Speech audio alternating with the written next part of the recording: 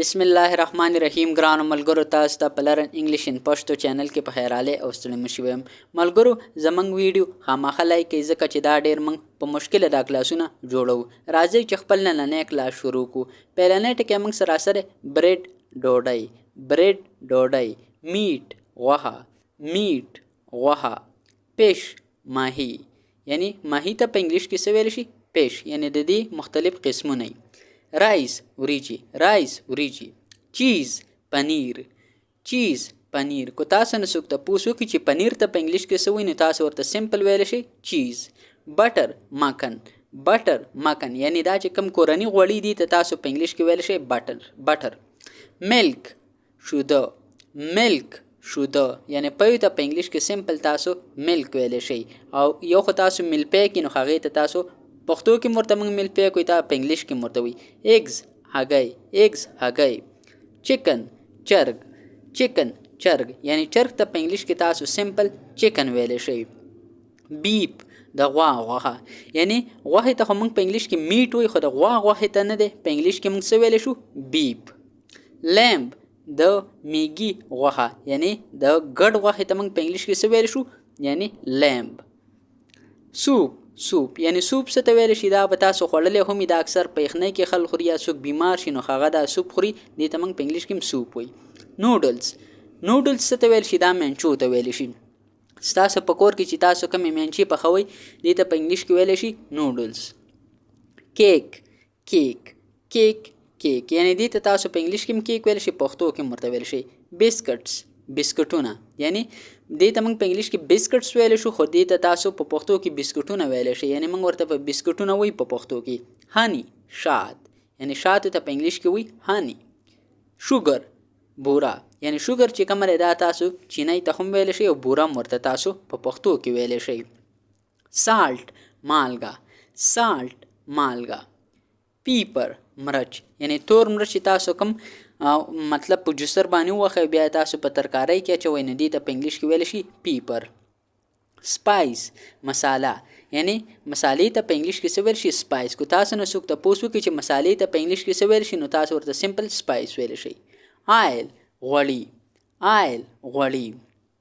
یګرټ ماسته، یګرټ ماسته، یعنی مستو ته په انګلیش کې څه ویل شي؟ یګرټ. کریم، کریم، کریم څه ته ویل شي؟ دا مطلب د ملای نه جوړي، دا اکثر مطلب دا جوړیږي، دا په ډبو کې بند دي نو دې ته تاسو په انګلیش کې کریم ویل شي. او دې ته تاسو دا موږ سره یو قسم ملای بس. آیس کریم، آیس کریم، آیس کریم چې کوم دام تاسو ملای ته ویل شي واوري والا. چاکلیټ، چاکلیټ، یعنی چاکلیټ ته په انګلیش کې تاسو چاکلیټ ویل شي، په پښتو کې مرته ویل شي، یعنی دا د خوږو سره جوړ او مطلب داخل خوري. یعنی کو تاسو غواړئ چې مطلب تاسو سټډي کوئ او تاسو کم ټیم کې هم مطلب تاسو وږي کیږئ نو تاسو خوږ سیز خورئ. خوږ سیز چې تاسو خورئ نو دا دماغ ته مطلب ډایرکټ انرژي ورکوي، تاسو دماغ به مطلب ډیر ښه کار کوي. بل موږ سره فیسټا پاستا، پیزا پیزا. سینډویچ، سینډویچ، یعنی دې ته موږ په پښتو کې سینډویچ وایي. جوس، جوس. ټي چای، ټي چای. کافي، کاپی، یعنی په ټي او کاپی کې فرق څه دی؟ دا سمپل زده کوي. ټي چې کومه دی مطلب په دې کې نشي، یعنی دا ټي چې کومه دی دا موږ سره یو نشه ده، یعنی په دې چې انسان عادت چې بیا تی ناوړي. او کاپی چې کومه دی داخل د مزید پارمس کې او دې پارمس کې یو کس غواړي چې مطلب زه مال خوب ناراضي نو بیا هغه د کاپیس کې اکثر دا به تاسو هغه کسان کې څوک چې سټډي ډیره کوي، سبق کتاب وي نو هغه د کاپی و غیره کې اچا بل سکاري مطلب هغه کاپیس کې د شپیس کې د وجې نه اسکی چې مطلب مال خوب ناراضي نه دی د وجې نه مطلب هغه کاپیس کې. او ملګرو تاسو لپاره ما د رپورټ وکیبلري ذکر راوړل چې څومره پوډ تاسو خورئ چې هغه هم تاسو له انګلیسي کې درځي. واټر اوبو، یعنی اوبو ته تاسو په انګلیش کې سمپل څه ویل شي؟ دې ته تاسو واټر ویل شي. سوډا، سوډا، یعنی سوډي ته تاسو په انګلیش کې سوډا ویل شي، په پښتو کې مرته سوډا ویل شي.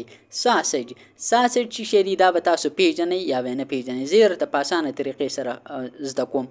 افغاني برګر خو به تاسو خوړلی، په افغاني برګر کې چې کوم کلک سیزي دا مطلب ډیر زیات انرژیټیکي، یعنی مطلب دا په هغه کې او د خوراک سیزي، یعنی سیخ کباب پرنګي خدا لکلکی. پینکیک، پینکیک چې کومه دا صرف عام کیک یا ګردې کیک چې کمی ګول نو دې ته تاسو په انګلیش کې ویل شي پینکیک. اوټمل، اوټمل څه ته ویل شي؟ دې ته موږ په پښتو کې هم اوټمل ویلی شو. پورج څه ته ویل شي؟ دا موږ جواري ته ویلی شو، یعنی جواري ته په انګلیش کې ویلی شي پورج. کری یعنی کری ته موږ په انګلیش کې هم کری وي، دې ته موږ په پښتو کې هم کری ویلی شو. پیکلز اچار، یعنی اچار چې تاسو کمی اچار د څه نه جوړیږي؟ اچار چې کوم د مختلف سیزونه راجمع کړي، لکه مثال خبره دې کې فروټ خو مې مرچکي پکې آم وغیره دا سیزونه پکې، او دا چې کوم جوړیږي په دې کې مختلف قسمه مصالحې چې نو دې ته په انګلیش کې ویل شي پیکلز. کباب چې کوم دې ته په انګلیش کې هم کباب ویل شي، دې ته په پښتو کې هم کباب ویل شي. ملګرو زموږ مقصد دی چې مطلب ستاسو لپاره همدغه رنګې وکیبلري راوړو چې دې سره ستاسو انګلیسي زده شي، او بل تاسو چې کوم خوراکونه کوئ نو چې بیا هغه هم تاسو له په انګلیش کې درځي. دا نه چې مطلب تاسو انګلیسي درځي خو ډیر داسې سیزونه تاسو په خپل کور کې تاسو استعمالوي، تاسو په خپل مطلب کلی کې یا بازار کې تاسو چې کوم خوراکونه کوئ چې هغه هم بیا تاسو انګلیسي کې درځي، نو دې د وجې نه موږ تاسو دپاره دا ټکي راوړو. ملګرو نننی کلاس زموږ پای ته ورسېدو، اوس ماله اجازت راکئ، انشاءالله تاسو سره به په یو بل نوي کلاس کې ملاقات کیږي. د خپل ځان ډیر خیال ساتئ او ما په خپلو دواګانو کې هم یاد ساتئ. د الله په امان.